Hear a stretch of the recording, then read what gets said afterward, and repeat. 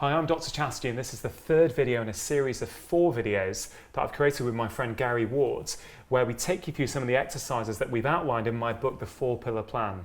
Now, this is the third exercise that we call foot clocks, and like all the other exercises, they are designed to help you wake up your glutes muscles. So Gary, can you talk me through foot clocks so that people at home can understand how they can do it? What are the common areas for them to watch out for so they can feel comfortable doing it? Absolutely. So let's set the frame first. If you take your stance in the middle of the clock, we have to have an imaginary clock now where we have 12 in front, 6 would be behind, and we work around anti-clockwise 11, 10, 9, 8, 7, and on this side clockwise 1, 2, 3, 4, 5. So that's 12 o'clock, that's 3 o'clock. You got it. That's 9 o'clock, and that's 6 o'clock. Yeah. Okay.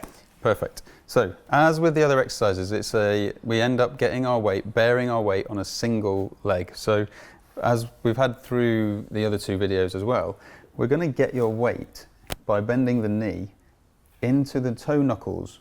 And so, as you're going to do is take the left leg forward to 12 o'clock. The weight falls into the toe knuckles. You feel that? Oh, yeah. And you also get a nice bend of the knee and then come back. Again, it's not yoga, so we're not holding, we're coming out and back.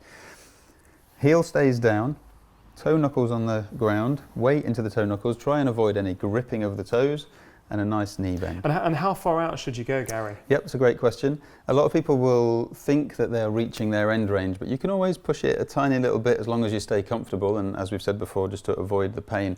But the general idea is you go as far as you can to challenge your stability. If you do a small circle, you probably find you're quite stable. You might find that you're unstable, in which case that's your range. But if you get to the edge, do you notice how as you get to the edge you feel a little bit more challenged? Yeah, so this is very easy for me. Indeed. But I guess I have been doing this for a few years now.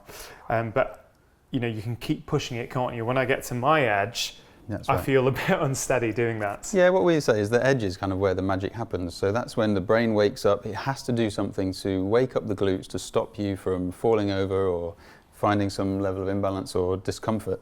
So you'll find you can't, it's really 12. hard to hold that position. So that's the position that 11, you want to get to. 10, Perfect. 9, 8, 7. Yeah, and all of this, each position is demanding a certain challenge that your glutes have to manage. So the glutes inevitably have to wake up in order to manage that variety of What's positions. interesting to me, Gary, is in this, you know, this seems to work my body in a certain way and work this glute muscle.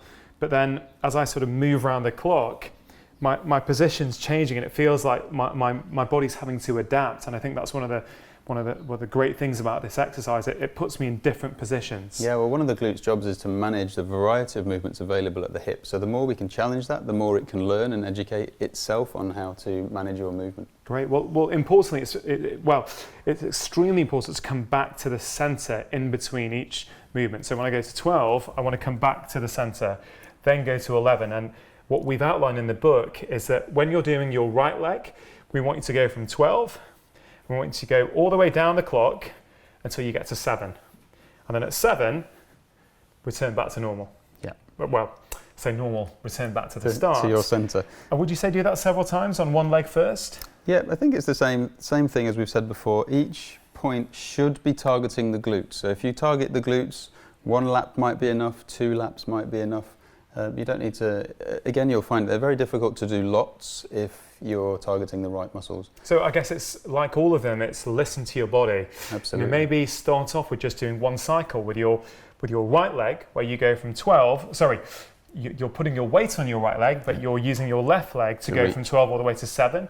And then flip to the other side. So on your left leg, you would go from 12, but you would go the other way. 1, 2, 3, 4, I can already feel it, 5, and then come back to center. Yeah. And also I've just noticed one thing that we kind of didn't say is Dr. Rungan is reaching out with his toes at each point. So that in itself is what changes the challenge at the hip that the glutes have to manage. And we're not trying to put our weight on that other foot. Oh, we're not trying to do that. No. Well, that's what if the more weight you put in the reach, the more it pulls you into the gap and takes the weight off the standing leg. So again, it is the toe touch that we're looking for. Yeah, so I feel as though it's just, you know, my weight's still here, it's just touching. Yeah, perfect. Okay, well, try those foot clocks at home. Again, none of these exercises are designed to be painful. So if you're experiencing pain, maybe focus on some of the other exercises in the book. I hope you find that really, really useful.